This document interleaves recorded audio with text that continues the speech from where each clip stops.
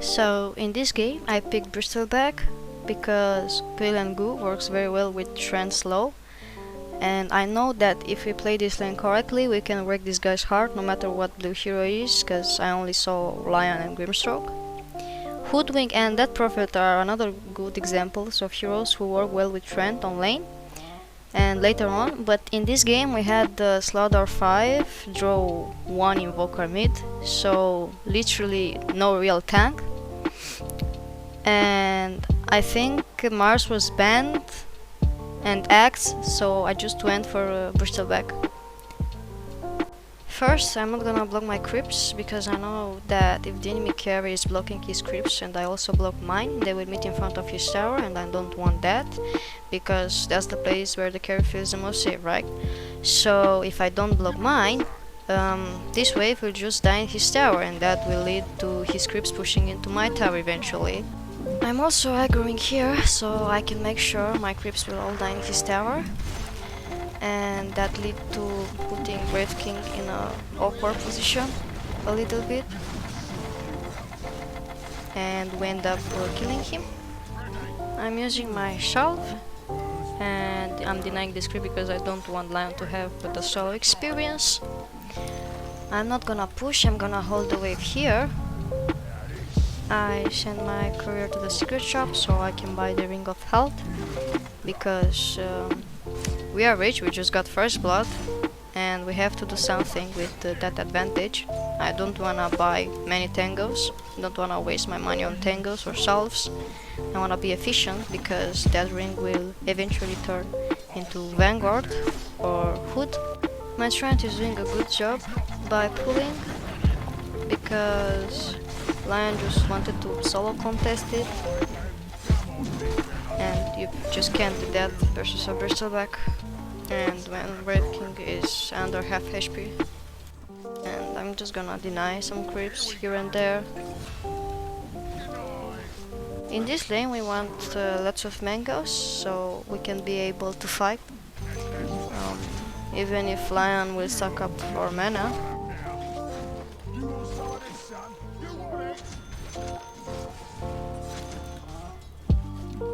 Trent will continue pulling, which is the best thing he can do at this moment, because it's really hard for them to contest. Now, because I made Lion use his stun for that range creep, I can just dive them. Berserk is a strong laner, but the thing is you have to figure out when to dive the enemy and when not. Like if I was playing against a Witch Doctor, I would have probably tried diving them when his Maledict is on cooldown. In this case they have two stuns, so if one of them is used, opportunities may appear, because then they won't be able to chain stun me. I know my Trent is very far from me, and I don't have any mana left nor magic stick, so I'm playing a bit passive until my mangoes arrive. At this point I wanna maintain my advantage, CS as much as I can, because I don't think they are gonna come again and contest our pool. They will be more cautious. I'm also worried and I'm paying more attention at the minimap at this point, because I know that if Bengali or Grimstroke is missing, they may come to gank us, because 9 of 10 times when you're owning a lane as an offlaner, the other heroes will just come at you and try to kill you at least once. But this is not a rule, it's just something to care of. I don't have my banger, so I think I can still die if they are ganking me properly. We applied some good pressure here, all because of Trent good work at pulling. Their wave is very near to our tower, and I'm gonna try my best to keep it here, because Revkin doesn't feel comfortable about it.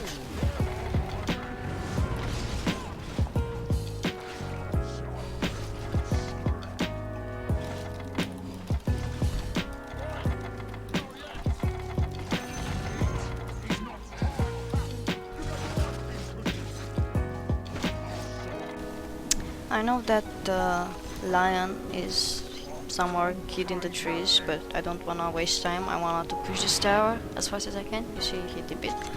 I wanna push this tower as fast as I can and go help other lanes. Push other lanes, take mid tower, take top tower. And I also wanna farm. I wanna be greedy because sometimes it's good to be greedy. Of course, if my teammates will need me at this moment, mid or top, I will just TP, but I don't feel like my presence is needed, so I'm just gonna have some time for me.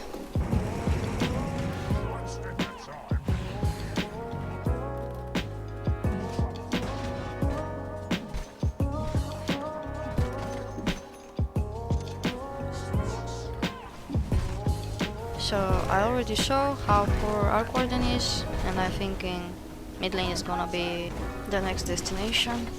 I'm gonna tank some damage here so my catapult can stay alive a little bit more.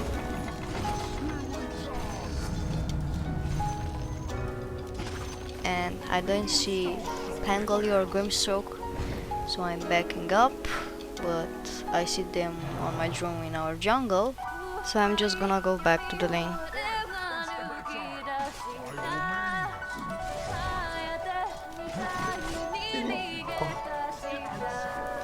Alright, so at this point I'm just gonna get going because I know that Wraith King is gonna get 6 soon. Yeah, there it is. I'm gonna take mid tower.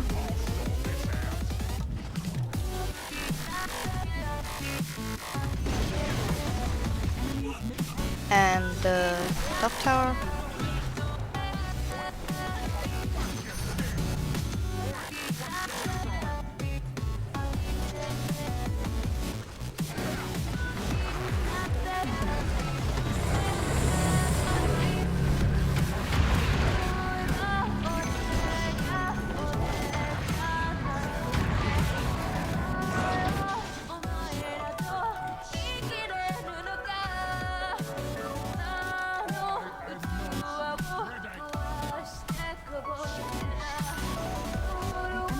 And I'm gonna hit some neutral scripts because there's nothing for me to do right now. Unless my teammates wants to Roche or smoke gang something.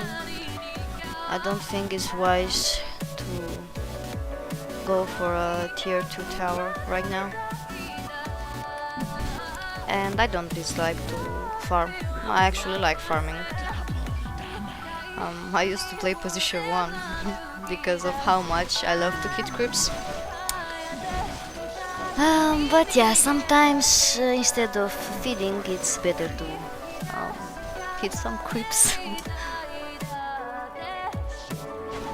So, as I was mentioning, we were gonna take Roshan. It's a fast Roshan. Take it, someone, I don't want it. Take it, Bristol.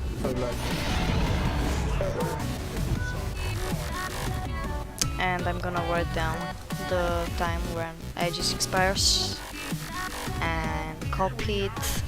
So I won't go like a Pepega between 5 of them 10 seconds before expiring and die after those 10 seconds. Arc.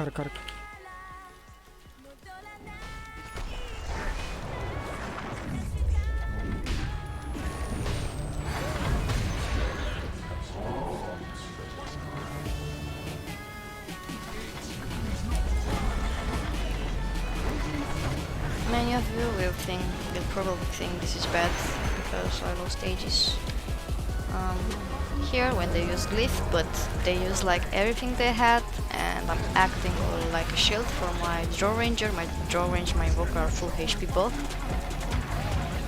And you may probably think this is also bad, but it isn't because they just used everything they had, so I'm not afraid. Meanwhile, my teammates are killing Wraith King 2 times, as you can see.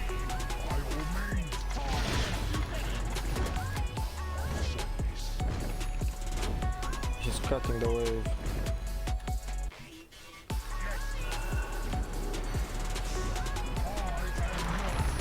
And here comes your personal shield again.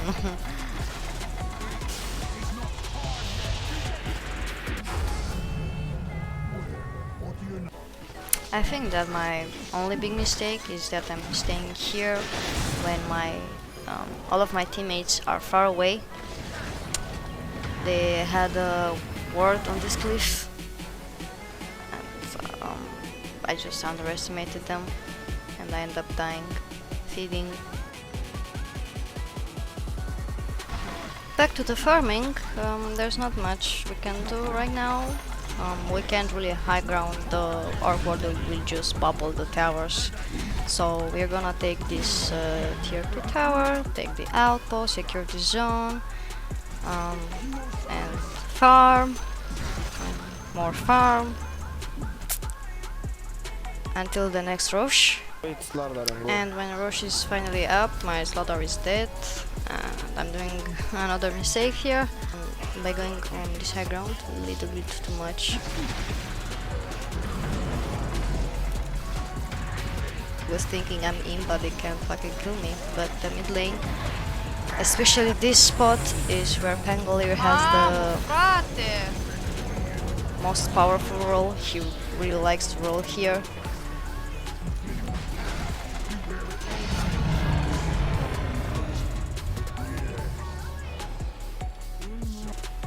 And now that Roche is claimed, we are going to look to high ground. No, I'm not there, guys.